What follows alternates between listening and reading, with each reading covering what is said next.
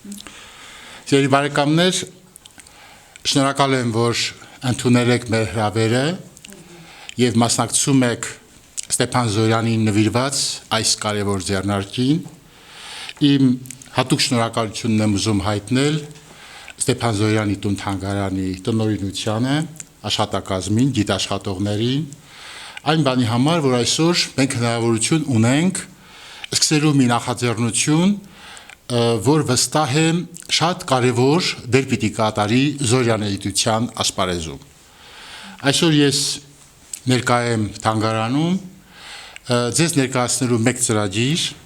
ստեղծելու ենք Ստեփան Զորյանի տուն թանգարանում երիտասարդ զորյանագետների դպրոց, եւ այդ դպրոցը պիտի հետազոտական ծրագրեր իրականացնի, դպրոցի դռները բաց են լինելու բոլոր գրքասերների առջև, ովքեր կցանկանան մասնակցել, ուսումնասիրել, մենք կգնահատենք պատանի զորյանագետներին, ամեն տարի կկազմակերպվեն Ստեփան Զորյանին նվիրված գրական ընթերցումներ, կհրատարակվեն այդ ժողովածուները, իսկ երիտասարդների մասնակցությունը մեզ կտա շատ կարևոր մի բան, շարունակությունը զորյանագիտության։ Հիմա մի հարցի փորձեմ միանգամից պատասխանել. ինչու Ստեփան Զորյան եւ ինչու Ստեփան Զորյանի տուն թանգարանում։ Սիրելի բարեկամներ, մենք այսօր իբրև ժողովուրդ դիմագրավում ենք շատ դժվարությունների։ Կարծում եմ բոլորիդ կարծիքը արտահայտած կլինեմ, եթե պնդեմ վստահաբար, որ մենք կարիք ունենք հոգևոր հենարանի։ Ստեփան Զորյանը հայ մշակույթի մեծագույն դեմքերից մեկն է եւ այն հոգևոր հենարանը, որ այսօր կարող է օգնել մեզ ազգային վերընթացի վերանորոգման ճանապարհին։ Ինչու եմ այս խոսքերը ասում այսօր եւ մեր սիրելի Ստեփան Զորյանի մասին։ Փորձեմ մի քանի դրվագ հիշեցնել Պաշտերի գրողի Ստեփան Զորյանի կյանքից։ Նախ Ստեփան Զորյանը շատ է սիրել իր ծննդավայրը։ Իր ինքնակենսագրության մեջ Զորյանը նշում է, թե որքան կարևոր դեր է կատարել Լոռին, որքան կարևոր դեր է կատարել Վանաձորը իր կենսագրության մեջ։ Զորյանը հիշեցնում է, որ սա պատմական Հայաստանի Վանք գյուղն է, որը հետո օտար նվաճողները վերանվանեցին Ղարաքիլիսա, որ նշանակում է Սև Վանք, ապա խորհրդային տարիներին դարձավ Կիրովական, հիմա Վանաձոր։ Զորյանը հիշում է Վանաձորի անտառները, սարերը, լեռները, մանուկ հասակում ընկերներով շատ էինք բարձրանում։ Եվ այդ տարիներից, ասում է, իմ մեջ մնաց ռոմանտիկ մի զգացում, հեռուների կարոտը։ Սակայն մի շատ կարևոր հանգամանք, որը շեշտում է Ստեփան Զորյանը, դա հետևյալն է, ասում է, մեր գյուղացիները բոլորը համակված էին հայրենասիրության ուժեղ մի զգացումով։ Դա լոռեցիների հատուկ հատկանիշն է եղել։ Բոլոր տներում, հիշում է Ստեփան Զորյանը, կախված էր ոչի Հայաստանի նկարը, կախված էր Վարդան Մամիկոնյանի Սաղավարտով դիմանկարը, աղջիկները, ջահել աղջիկները, որ հարս էին գնում, բաժինք էին տանում այդ նկարները, կամ էլ հյուսում էին իրենց բարեկամներին նվիրելու համար։ Մենք պիտի շարունակենք այս ավանդույթները։ Ազգը, որ համակված է հայրենասիրությամբ, այդ ազգը պարտություն երբեք է ճանաչելու։ Ահա սա է իմ պատկերացումը, ահա թե ինչու Ստեփան Զորյան ասելով ես հասկանում եմ խորհրդանիշ հայրենասիրության։ Ստեփան Զորյանը շատ լավ ընկեր էր եւ ընկերություն, բարեկամություն անելու իր այս տաղանդը ուղղակի զարմանք կարող է առաջացնել զորյանագետների համար։ Բերեմ մեկ օրինակ։ Բնավորությամբ շատ տարբեր է Եղիշե Չարենցը եւ Ստեփան Զորյանը։ Չարենցը հախուռն պռնկոտ, իսկ Ստեփան Զորյանը միշտ չափավոր, միշտ համեստ ծայրահեղության աստիճան։ Երբեք իրեն գրող չի անվանել։ Ասում էր ես ժամանակի տարեգիր եմ, կամ էլ թարգմանիչ։ Երբեք իր մասին չասել, ես գրող եմ։ Մենք այսօր իրեն համարում ենք հայ դասական գրականության առաջին դեմքերից մեկը։ Անուն, որ կարող է դրվել Թումանյանի կողքին։ բայց ինքը ինչ վերաբերմունք ուներ իր մասին։ Ահա այս երկու ընկերների իզրանք մոտ ընկերներ էին, միջև տարաձայնությունները շատ էին։ Ինչպես էր ընկերություն անում Ստեփան Զորյանը։ Երբ Չարենցը տպագրում էր ռոմանս անսերը, Կոմալմանախը, որ ձախ ֆուտուրիստական մոլորությունների արդյունքներ էին, առաջին դիտողություն անողը իրեն Ստեփան Զորյանն էր։ Քննադատում էր իր հանճարեղ եղբորը այդ սխալների համար։ Հետո Չարենցը ինքն էր հասկանում, որ այդ գրքերը մոլորություններ էին կամ այդ ուղղությունը ճիշտ չէր իր ճանապարհին։ Իր մեծությունը դրա մեջ չի վստահաբար։ Կարծում եմ բոլորդ համաձայն եք ինձ հետ։ Չարենցի մեծությունը հանճարը գիրք ճանապարհի մեջ է, էպիկական լուսաբացի մեջ է, մահվան տեսիլի մեջ է ու կարող ենք շարունակել սիրված գործերը։ Եվ Չարենցը նեղանում էր Ստեփան Զորյանից։ Նեղանում էր, վրդովում էր, հեռանում էր եւ եկավ մի շրջան, երբ այդ ընկերությունը պիտի փորձության ենթարկվեր։ 1935 թվականին Հայաստանի գրողների միության վարչությունը նիստ է հրավիրում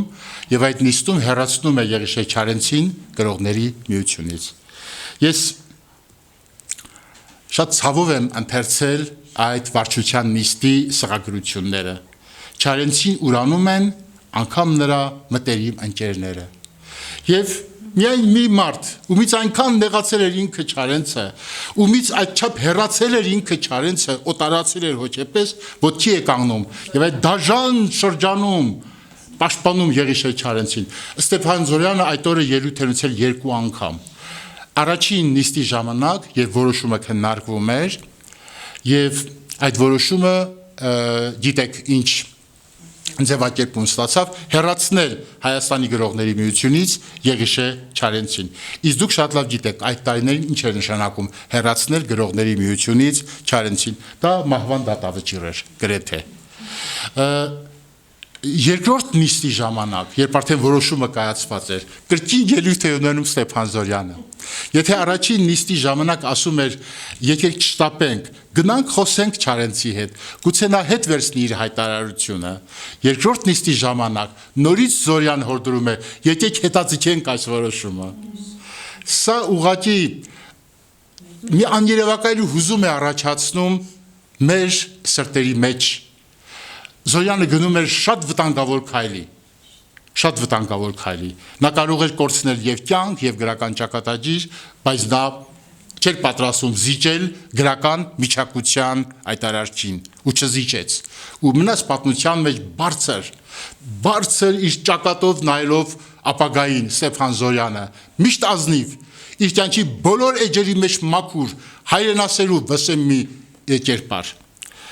Նույն թվականին 1935 թվականին հայ գրողների պատվիրակությանը Կրեմլում ընդունում է Յոսիֆ Ստալինը, պետության ղեկավարը։ Հետաքրքիրն այն է, որ այդ հանդիպման ժամանակ Ստալինը խոսակցություն է բացում հենց Ստեփան Զորյանի մասին, հենց Եղիշե Չարենցի մասին, եւ դիմում է Ստեփան Զորյանին։ Ասում է. ինչպես է զգում իրեն գրող Չարենցը։ Ստեփան Զորյանի պատասխաններին ուշադրություն դարձրեք։ Ոչինչ, պատասխանում է Ստեփան Զորյանը։ Ասում են, թե նրան նեղացնում են, շարունակում է Յոսիֆ Ստալինը։ Զորյանի պատասխանը. նա այժմ իրեն հիանալի է զգում։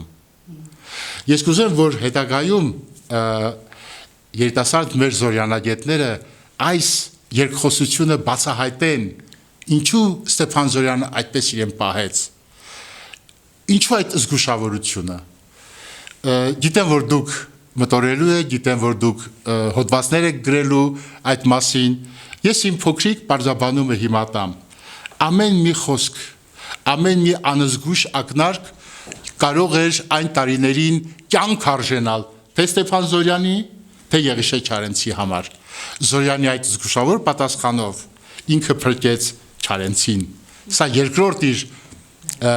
արժանավոր քայլն էր հայ գրականության հանճարի հանդեպ։ Տարիներ հետո 18 տարվա բանտարկությունից վերադարձող մի երիտասարդ հիշում է, ասում է, բանտում Վահան Թոթովենցը եւ Մկրտիչ Ջանանը Մեկը հայտնի հայ գրող, մյուսը հայտնի դերասան։ Թոթովենցն ու Ջանանը ասում էին, եթե մենք բանտից դուրս գանք, գոնե մի ժամով բանտից դուրս գանք, գնանք Ստեփան Զորյանի ձեռքը սեղմենք ի նշան շնորհակալության։ Ինչ շնորհակալության մասին էր խոսքը։ Ինչի համար պիտի շնորհակալություն հայտնեին երկու նշանավոր մտավորական, որոնց նույն 1938 թվականին գնդակահարել են։ Եվ Թոթովենցը եւ Ջանանը գնդակահարվել են նույն 38-ին։ Ինչի համար էին ուզում շնորհակալություն հայտնել Ստեփան Զորյանին։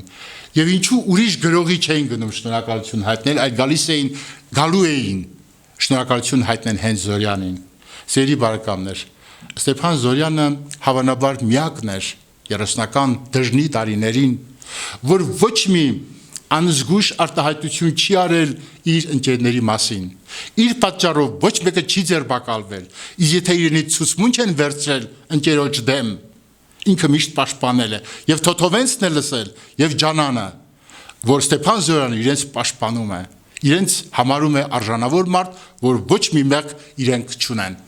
Սա իրենք գիտեին, ահա թե ինչու ասում էին՝ մի ժամով դուրս գանք բանտից եւ գնանք Ստեփան Զորյանին շնորհակալություն հայտնելու։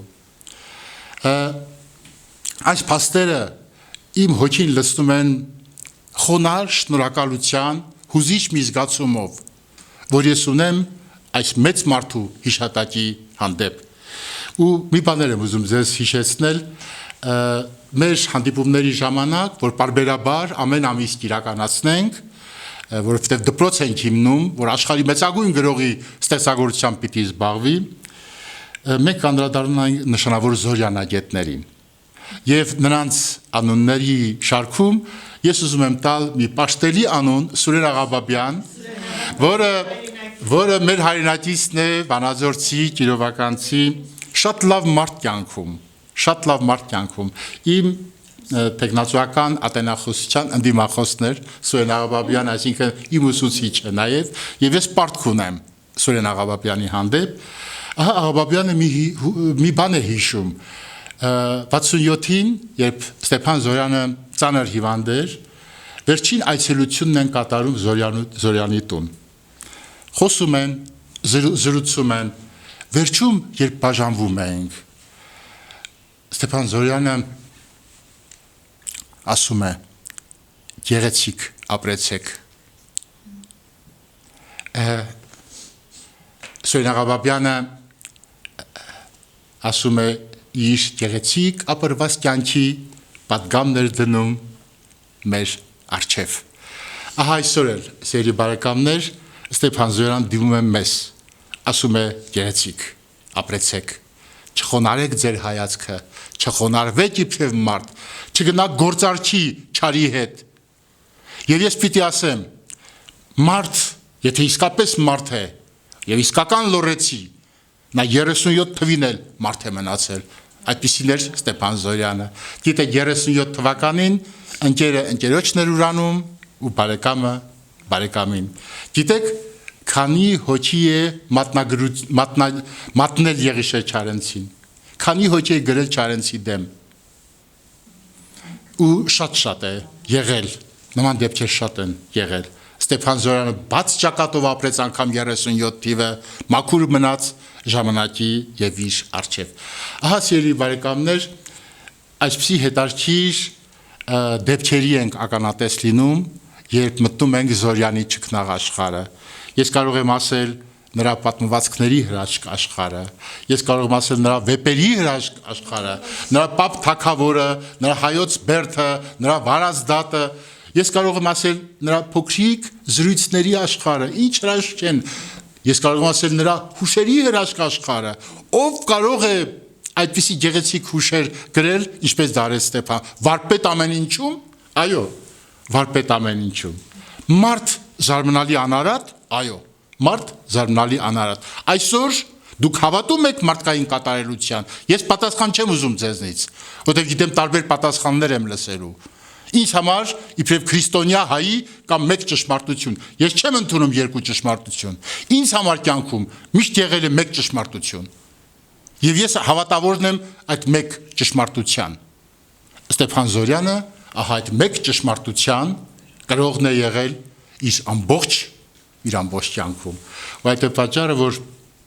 այս մարդու մասին խոսելիս, այս գրողի մասին խոսելիս, մենք հանկարծ հայտնվում ենք մի ճանապարհի մեջ, որը տանում է դեպի մարդկային կատարելություն։ Նա մարդ կատարելություն էր։ Ստեփան Զորյանը մարդ կատարելություն էր։ Իր կյանքի բոլոր էջերի մեջ մաքուր, իր կյանքի բոլոր դրվագների մեջ անարատ, եւ այդ է պատճառը, որ մենք 2006-ին հիմնեցինք Ստեփան Զորյանի գրական ժառանգության ուսումնասիրման եւ հրատարակման հանձնաժողով, նախագահ ընտրվեցի ես եւ այդ հանձնաժողովը այս տարիների ընթացքում շատ եռանդուն աշխատանք կատարեց։ Մենք հրատարակել ենք բազմաթիվ ժողովածուներ, որոնք նորություն են բերում զորյանագիտության համար։ Ես պիտի ասեմ, որ այսօր թանգարանի տնօրինությանը ես նվիրում եմ այս կանչերի հատորներից մի քանիսը՝ սրտի մտոք եւ հարգանոք,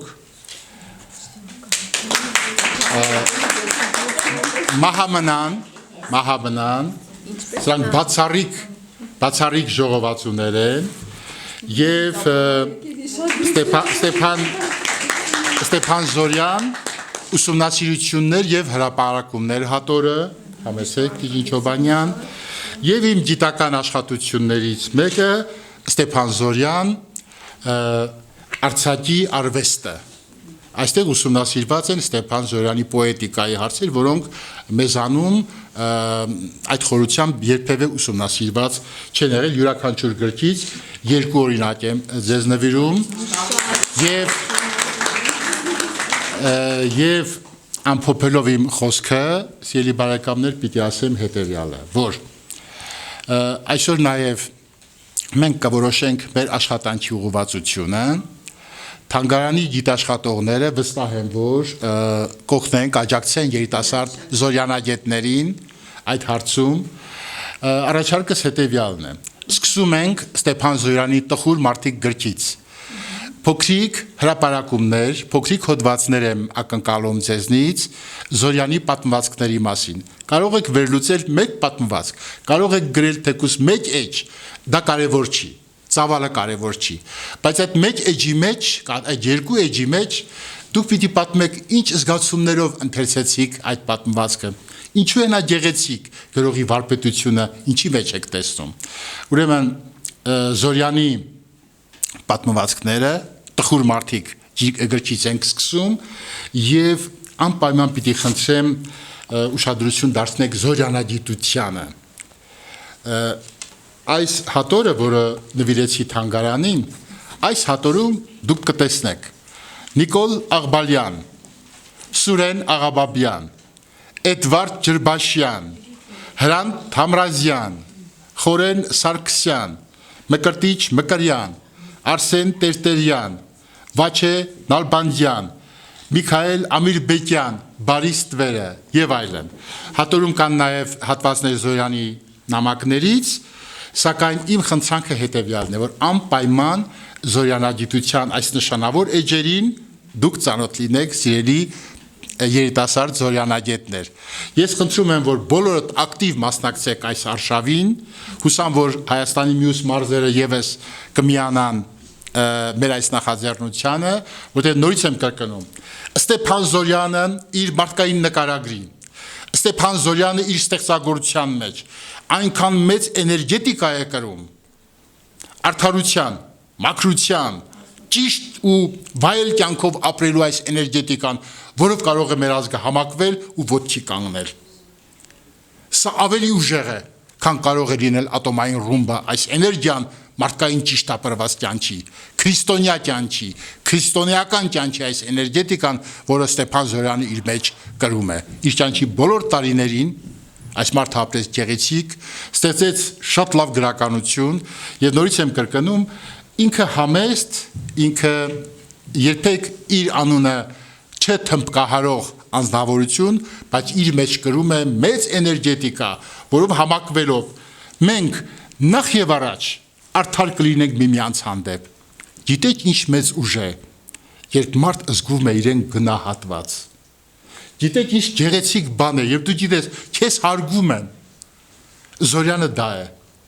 Գիտեք ինչ մեծ ուժ է, երբ դու կարող ես լավ ընկերություն անել, ինչպես Զորյանը արեց իր ընկերությունը Չարենցի հետ։ Եվ ինչպես ոչ ոք չկարողացավ անել, սա Ստեփան Զորյանն է։ Ուզում ենք ուժեղ պետություն, սկսենք իրար հարգելուց։ Փոխադարձ հարգանքից է գոյանում ամենամեծ կայսրությունը։ Մենք հայերս հավատում ենք մեր ուժեղ ապագային։ Հիշեք, սիրելի բարեկամներ, աշխարհի ամենահին քարտեզի վրա նշված են 3 պետություններ, միայն 3 պետություն։ Առաջին Բաբելոն, երկրորդ Ասորեստան եւ երրորդ Արմենիա։ Ես քո ցավը տանեմ Արմենիա։ Ես քո ճակատագրին մատաղ Արմենիա։ Բաբելոնը չկա։ Ասորեստանը չկա։ Կա Արմենիան ու պիտի լինի Արմենիան։ Երբեք վհատություն չպետք է տեսնեմ ձեր աչքերի մեջ ու ձեր հոգիներում։ Դա է սովորեցնում մեզ Ստեփան Զորյանը։ Իր պայծառ նկարագրով, իր զարմանալի, ասում եմ, այս հատորները, սիրելի բարեկամներ, բոլորը նորահայտ էջեր են։ Այս հատորների մեջ տպագրված են բոլորովին նոր, Զորյանագետներին անծանոթ նյութեր։ 1960-ական թվականներին Ստեփան Զորյանին առաջարկում են մասնակցել գիտությունների ակադեմիայի ընտրություններին։ Գիտեք, ակադեմիայի անդամները դառնում են ակադեմիկոս։ Ստեփան Զորյանը հրաժարվել է մասնակցել։ Ինչ պատճառաբանությամբ, ասել է պատիվը ընտրությամբ չի լինում։ Եթե դուք ուզում եք ինձ պատիվ տալ, մի առաջարկեք մասնակցել ընտրությունների, պատիվը ընտրությամբ չի լինում։ Հետագայում, այո, հետագայում իհարկե Ստեփան Զորյանին ընտրեցին ակադեմիկոս, բայց մնաց պատմության մեջ այս գեղեցիկ պահվածքը չէր ձգտում ինչ-որ բան ստանալ, միշտ մերժել է նման պարգևներից, հեռու է պահել իրեն, բայց ստացել է ամենաբարձր պարգևները։ Երկար ժամանակ Ստեփան Զորյանը գլխավորել է պետական մրցանակների հանձնաժողովները։ Գիտեք ինչու, որտեղ Զորյանին գիտեին բոլորը, ամենից արդար մարդը Ստեփան Զորյան, ահա թե ինչու մենք միշտ ունեցել ենք պետական մրցանակի դափնեկիրներ, լավագույն մեր գրողներին, Հովհաննես Շիրազ, Պարույր Սևակ, Վահագն Դավթյան, Համոսահյան, եւ մի դրվագ էլ Զորյանի կյանքից եւ փորձեմ ամփոփել իմ այս ելույթը։ Շնորհակալ եմ ձեզ, որ իմ հուզումներին դուք արձագանքում եք։ Ես շատ հուզված եմ։ Ուրեմն Ստեփան Զորյանն էր հայտնաբերել Համոսահյանին։ Գիտեք, Համոսահյանը ապրում էր Բաքվում, գրում էր շատ լավ բանաստեղծություններ, հետո մասնակցեց հայրենական պատերազմին, հետո վերադարձավ եւ 1946-ին գրողների միությունում Ստեփան Զորյանը կազմակերպում է հանդիպում երիտասարդ Համոսահյանի հետ։ Զորյանին քննադատում են դրա համար, ասում են, ինչ կարիք կա մեծարել դերևս անհայտ մի երիտասարդի, որ կոչվում է Համոսահյան։ Զորյանը պատասխանել է, գրողների միջան խնդիրն է տաղանդը գնահատել, շնորհքը գնահատել, իսկ թե ինչ կանի հետագայում այդ շնորհքի տերը, դրա պատասխանատուն ինքն է։ Եվ ինքը եղավ, եւ Ստեփան Զորյանը եղավ Համոսահյանի Որոտանի եզերքին գրքի խմբագիրը, իր աջակցությամբ գրականություն մտավ Համոսահյանը եւ այս էջը նաեւ երիտասարդ գրողներին հովանավորող Ստեփան Զորյան եւ այս էջը ջահելներին տեղ տվող Ստեփան Զորյան նորից մեզ համար օրինակ է ազնվության ու մաքրության։ Սիրելի բարեկամներ, ահա ինչ է ուզում ես ասել եւ մի բան էլ ավելացնեմ, որ ես իբրև գրական մարդ, իբրև գրականագետ ամբողջովին անցել եմ Ստեփան Զորյանի դպրոցը։ 80-ական թվականներին, երբ ավարտեցի Երևանի պետական համալսարանը եւ պատրաստվում էի դիմել ասպիրանտուրա, այդ տարիներին իմ գիտական ուսուցիչը ակադեմիկոս Էդվարդ Ջրբաշյանը ասաց. իհարկե Ստեփան Զորյան, միայն Ստեփան Զորյան, դու լոռեցի ես ասաց եւ բնականաբար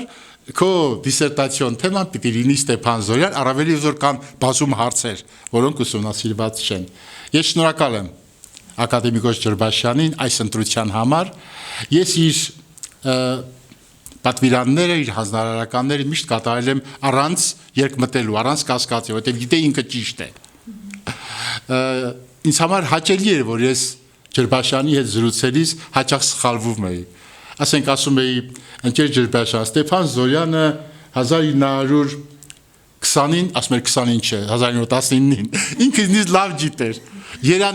Երանի ժամանակը հետ դրդվի ու նորից իմ ուսուցիչը ղեկավարի ինձ ու նորից ես սխալվեմ ու երջանիկ լինեմ, իբրև աշակերտ, որ սխալվում եմ մեծ մարդու կողքին, ես երբեք անհարմար չեմ զգացել, դա իմ երջանկությունն է եղել, որ շփվում եմ մի մարդու հետ, որը իսկական իմաստով գրական գիտական հանրագիտարան էր։ Հետո ճակատագիրը այնպես տնօրինեց, որ իմ ամբողջ աշխարհայացքը, որ կազմավորվել էր Ստեփան Զորյանի սկզբունքներով, հետագայում ես ամեն ինչ սկսեցի նայել Զորյանի ըմբռնումներով։ Այդ է պատճառը, որ ինձ ճանաչողները գիտեն, վճռական եմ, ճանաչում եմ մեկ ճշմարտություն եւ շատ քիչ եմ սխալվել գրականություն գնահատելիս, ինչու։ Ես չեմ իմ շնորհիվ չէ, որ այդ ամեն ինչը եղել է, այլ նորից եմ ասում Ստեփան Զորյանի, որը ինձ սովորեցրեց ճիշտ դատել, ճիշտ ապրել ու այս բոլոր հատորների մեջ, որ ես նվիրեցի թանգարանին, այս բոլոր հատորների մեջ ահա այդ ճշմարտությունն է, որ արկա է։ Դա իմ կյանքն է։ Ես մի քանի ամսից կլրանա ճիշտ 40 տարին, որ ես զբաղվում եմ Ստեփան Զորյանի ստեղծագործության ուսումնասիրությամբ։ Գրքերը, որ հրատարակել եմ Ստեփան Զորյանի ընտանիքի հետ համագործակցությամբ, աշխատելով Կարեն Զորյանի հետ, շատ մեծ վաստակ ունի Լևոն Զորյանը, գիտեք, որ Ստեփան Զորյանը ունեցել է երկու որդի, Լևոն Զորյան եւ Կարեն Զորյան, երկուսն էլ ճարտարապետ, բայց երկուսն էլ գրականության լավագույն մասնագետներ են եղել եւ 12 հատորյակը Ստեփան Զորյանի իրեն ջանքերի շնորհիվ լույս տեսավ։ Կարեն Զորյանի հետ համագործակցությամբ շատ լավ նյութեր հայթայթեցինք ու տպագրեցինք։ Այժմ համագործակցությունը կրկին շարունակում եմ Զորյանի ընտանիքի հետ, Զորյանի թոռնուհին Հռիփսիմե Զորյանը ջերմ բարևներ է հղել եւ փոխանցում եմ այդ բարևները տնօրինությանը, ձեզ ապագա Զորյանագետներ, ուրեմն ի գործ մենք միասին պիտի աշխատենք եւ թող Հայաստանի մյուս մարզերը տեսնեն, թե ինչ լավ գործ են կատարում հայ գրականության դասականների ուսումնասիրության առումով եւ դա կլինի մեր կյանքի երջանկությունը։ Ես ձեզ մաղթում եմ, որ ձեզ երիտասարդներ, գիտաշխատողներ, ամբողջ կյանքում ուղեկցի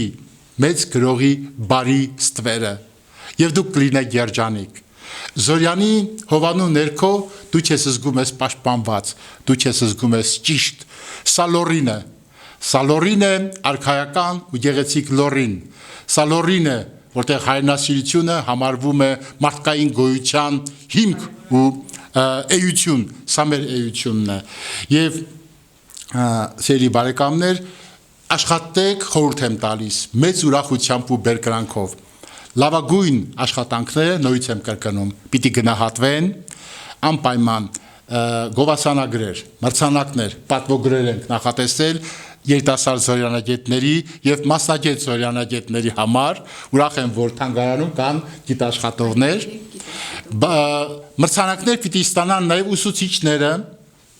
այդ երիտասարդ Զորյանագետների, որովհետեւ շատ լավ գիտեմ, եթե կա լավ ուսուցիչ, ապա աշակերտը անպայման հաջողություններ պիտի ունենա իր գրական ստեղծագործական աշխատանքի մեջ։